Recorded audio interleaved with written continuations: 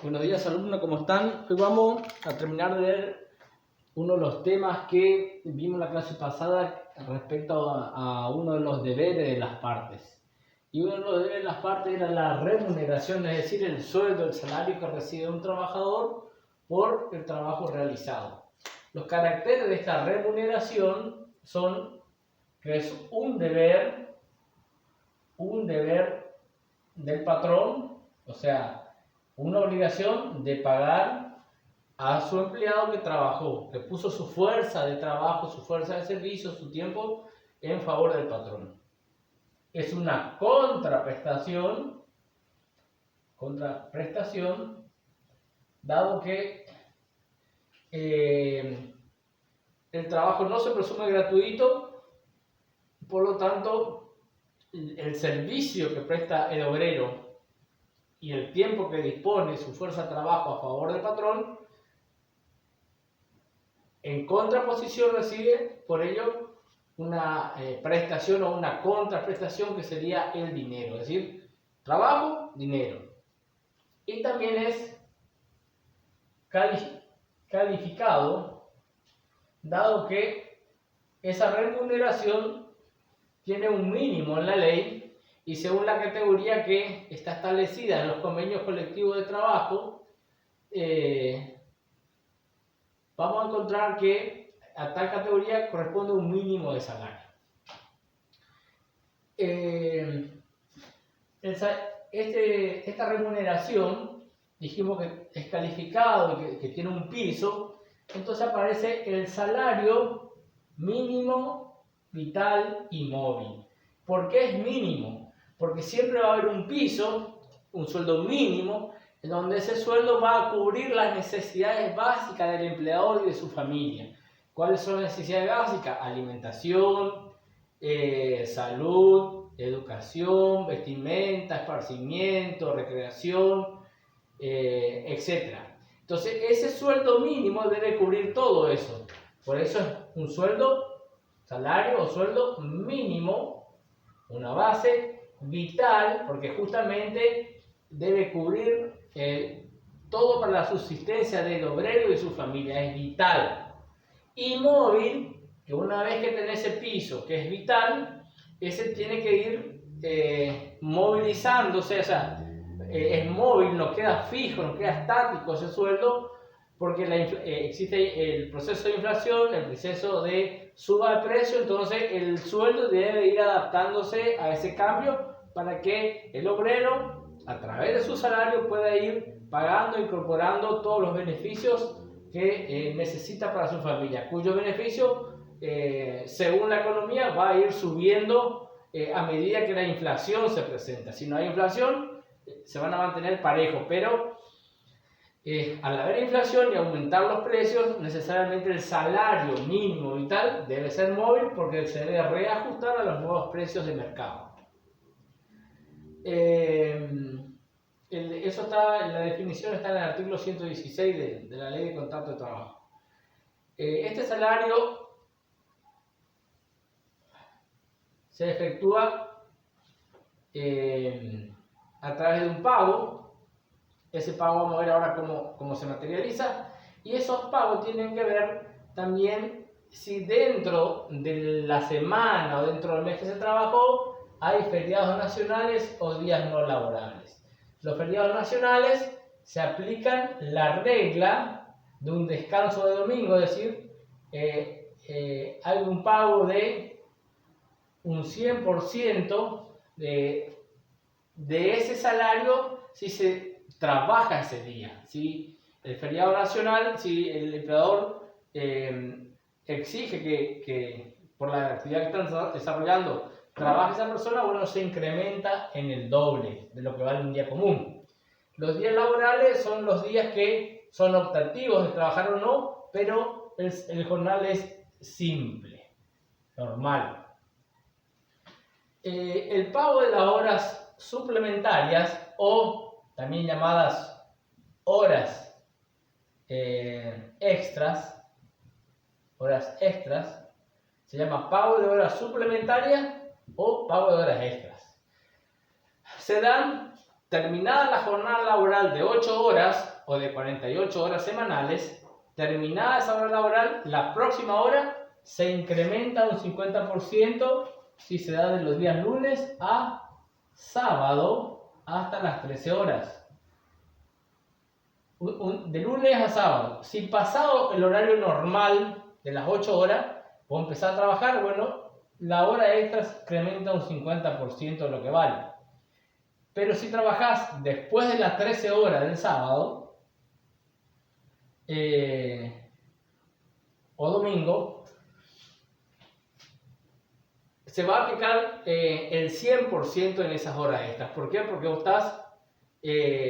estás ocupando, por ejemplo, tu descanso de fin de semana, tu descanso hebdomadario o dominical, y relegas tu descanso para trabajar en un día no hábil sería. Entonces, ahí esas horas se incrementan un 100%. La modalidad de pago, ¿cómo se debe pagar? Se debe pagar en dinero, específicamente, pero también la ley admite que se pueda pagar en especie, es decir, alimentos, bonos cuando uno adquiere alimento, también la prestación de otras cuestiones que le puede dar el patrón, una vivienda que también va a incorporarse a la modalidad de pago, pero nunca ninguna de las especies que pueda dar el patrón, ninguna debe superar el 20% del sueldo. Es decir, sí o sí el dinero debe ser 100%, pero si vas a incorporar especies, esta especie no solamente tiene un límite del 20%. Entonces, el pago de dinero es 100%, pero si acuerda con el obrero y quiere una especie, cualquier tipo de especie nunca debe superar el 20%. Es decir, que entonces siempre va a recibir un 80% sí o sí en dinero. Lugar y tiempo. El lugar siempre debe ser en el lugar de trabajo, o hoy en día ya sabemos que existen los bancos a través del sistema bancario, cajero automático, liquidación de sueldo por ventanilla, etc. Lugar de trabajo, puede ser en el lugar de trabajo o en los bancos. Hoy se elige estirar los bancos porque justamente es la forma de llevar un control y de que también se haga un cruzamiento de datos para ver el estado de remuneración, el estado de obligación, cumplimiento de la patronal. Tiempo, ¿cuándo se paga? Siempre se paga cuando venció, cuando ya se realizó el trabajo al vencimiento del tiempo. Si es mensual, hasta 4 días después de que venció. Si es semanal, hasta 3 días después que venció la semana o la quincena. Y también si es por obra finalizado dentro de los 2 o 3 días de finalizado la parte de la obra que estaba haciendo. ¿Qué significa la prescripción? La prescripción significa que ustedes tienen derecho a reclamar cualquier cuestión que se sientan adeudados por el patrón, tienen derecho a reclamar durante 2 años. Pasado ese tiempo, pierden el derecho a reclamo, es decir, prescribe su derecho. Derecho a reclamar por 2 años. ¿Qué es la protección de la remuneración? La remuneración tiene una protección. ¿Qué significa? Que acuérdense que el salario mínimo vital y móvil, la remuneración es lo que ingresa a la casa para que tanto el trabajador como su familia puedan subsistir. ¿Qué pasa? Muchas veces el empleado se mete en alguna cuenta, no puede pagar, como hoy por ejemplo muchos tienen crédito en distintas casas. ¿Qué pasa si varios le vienen a cobrar?